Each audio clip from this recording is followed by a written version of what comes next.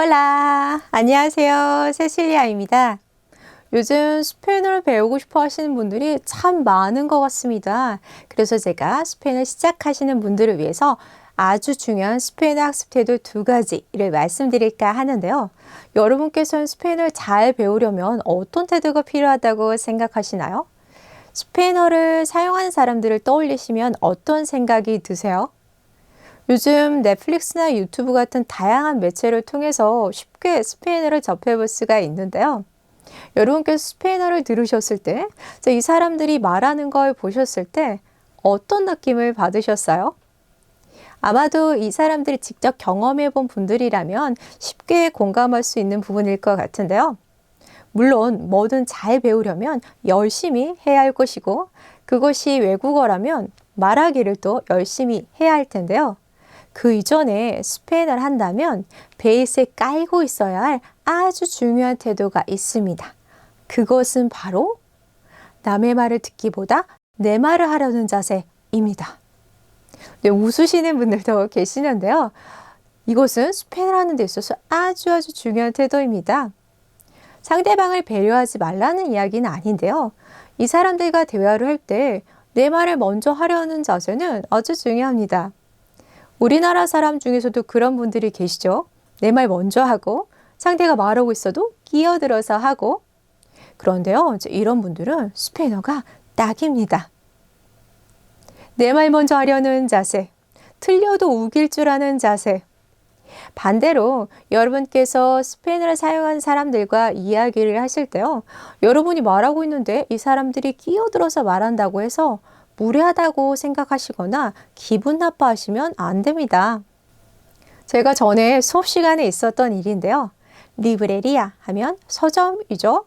영어의 library와 비슷하게 생겼지만 리브로 책을 파는 곳이어서 서점인데요. 수업 시간에 이 단어가 나와서 서점이라고 알려드렸더니 어떤 분께서 갑자기 도서관 아닙니까? 라고 하시는데 제가 잘못 알려드렸나? 순간 흠칫했습니다. 기에 밀린 거죠. 네, 다시 정신을 차리고 설명을 잘 해드리긴 했는데요. 그분의 태도만큼은 칭찬드릴만 합니다. 그리고 사실 수업 시간엔 틀려도 이렇게 확실하게 틀려주셔야 가르치는 사람도 확실하게 잘 잡아드릴 수가 있겠죠. 두 번째 중요한 태도는요. 첫 번째 태도와 연결되는 부분도 있는데요.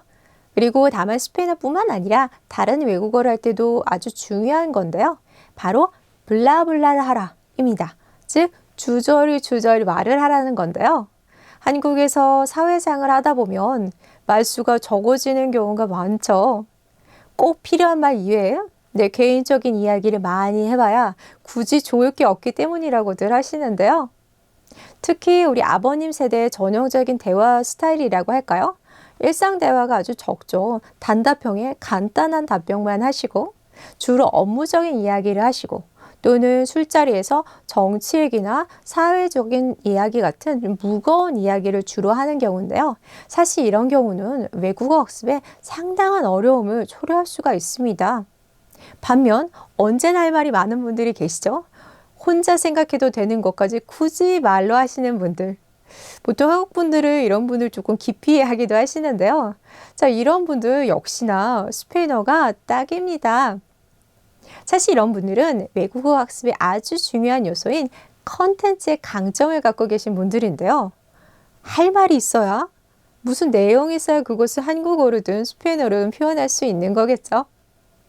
그런데 너무 간결한 표현만 하시는, 핵심만 이야기하시는 분들은 굳이 이런 내용을 해야 될 이유를 모를 수도 있다는 거죠. 그래서 그런 말들을 만들어내는 연습과 훈련이 필요할 수 있을 것입니다. 예를 들어서 주말에 뭐 했어? 라는 질문에 아무것도 안 했는데? 별 광고 없는데? 이렇게 단답형으로 그냥 끝내버린다는 거죠. 아무것도 안 했어도 별걸 안 했어도 잠은 자고 밥은 먹었을 겁니다. 그런 내용을 블라블라로 덧붙이라는 거죠. 별거 한 거 없는데? 잠만 실컷 잤어. 한 7시에 깼다가 화장실 갔다 와서 실컷 또 자고 점심때까지 자다가 일어나서 라면 끓여 먹고 잠깐 슈퍼 갔다 오고 청소하고 저녁에 치킨 시켜 먹고 넷플릭스 보다 잤어. 이런 식으로요.